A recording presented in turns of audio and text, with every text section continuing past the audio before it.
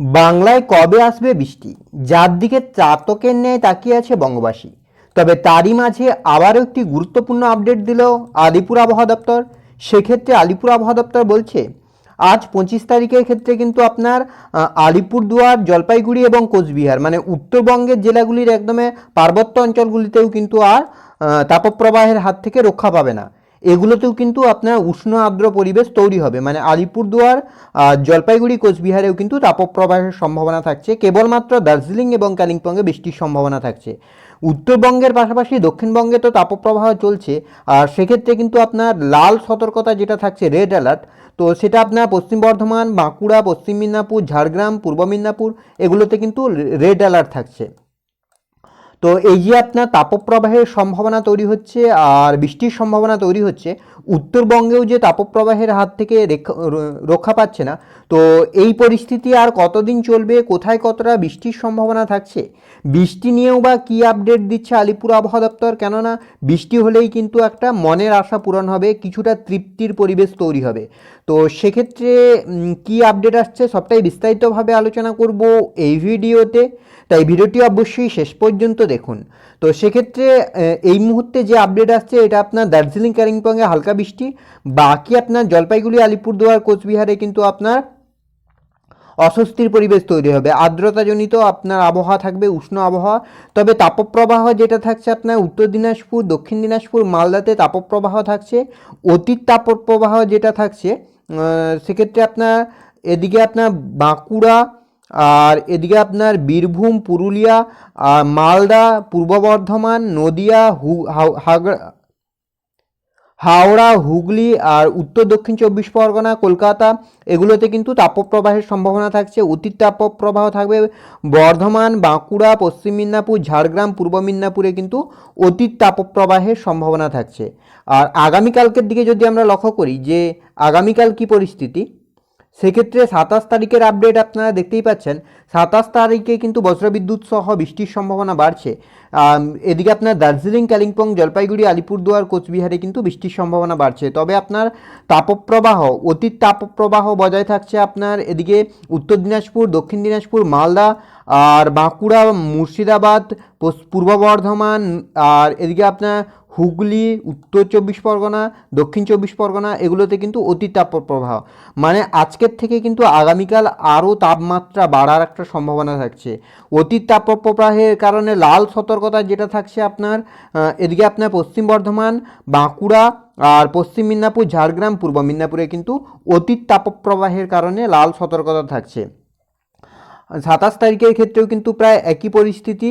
সেক্ষেত্রে 27-28-এর ক্ষেত্রে উত্তরবঙ্গে একটা তৃপ্তির পরিবেশ তৈরি হবে, আর দক্ষিণবঙ্গের ক্ষেত্রেও কিন্তু কিছুটা তাপমাত্রা কমবে, মানে আগামী 27-28 তারিখের দিকে কিন্তু কিছুটা তাপমাত্রা কমার সম্ভাবনা থাকছে।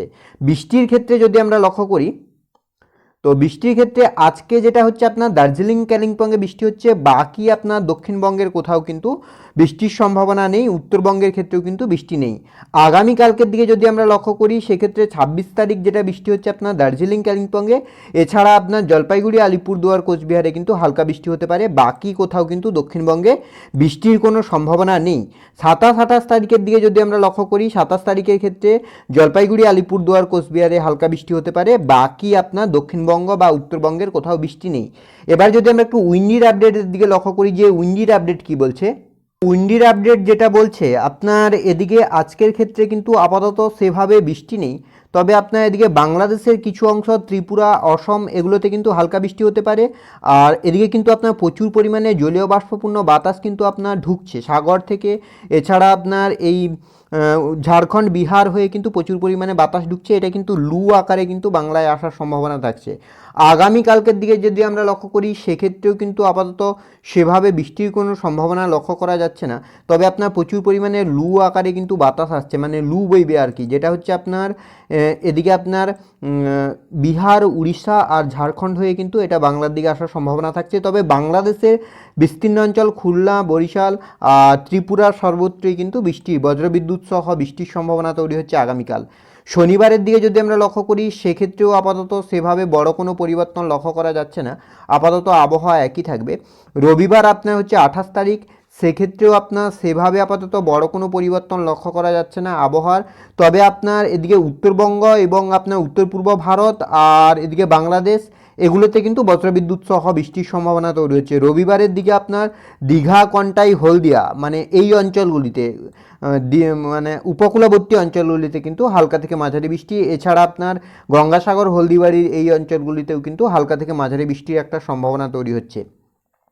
সোমবার 29 তারিখ, সেক্ষেত্রেও আপনার আপাতত সেভাবে বৃষ্টি নেই, তবে একটা ঘূর্ণাবর্ত তৈরি হচ্ছে। এই ঘূর্ণাবর্তের প্রভাবে কিন্তু আবহাওয়ার পরিবর্তন হতে পারে। মঙ্গলবার 30 তারিখের ক্ষেত্রেও আপনার সেভাবে বৃষ্টি নেই। বুধবার, বৃহস্পতিবার, শুক্রবার, শনিবার অর্থাৎ আগামী মাসের 4 তারিখ পর্যন্ত কিন্তু আপনার সেভাবে বৃষ্টির কোনো সম্ভাবনা আপাতত বাংলার ক্ষেত্রে নেই। তবে আপনার বৃহস্পতিবার 2 তারিখ নাগাদ কিন্তু উত্তরবঙ্গের সর্বত্রই আর উত্তর পূর্ব ভারতের বিস্তীর্ণ অঞ্চল ত্রিপুরা সহ আর বাংলাদেশের আপনার চট্টগ্রাম, খুলনা, বরিশাল, ঢাকা, ময়মনসিংহ, সিলেট এগুলোতে কিন্তু বজ্রবিদ্যুৎ সহ ঝড় বৃষ্টির সম্ভাবনা থাকছে। তবে আপনার এদিকে দক্ষিণবঙ্গের ক্ষেত্রে কিন্তু আপাতত সেভাবে বৃষ্টির কোনো সম্ভাবনা নেই। তো এই ছিল এই মুহূর্তের আবহাওয়ার আপডেট। পরবর্তী আপডেট পাওয়ার জন্য অবশ্যই আমাদের চ্যানেলটিকে সাবস্ক্রাইব করে আমাদের সঙ্গে থাকুন।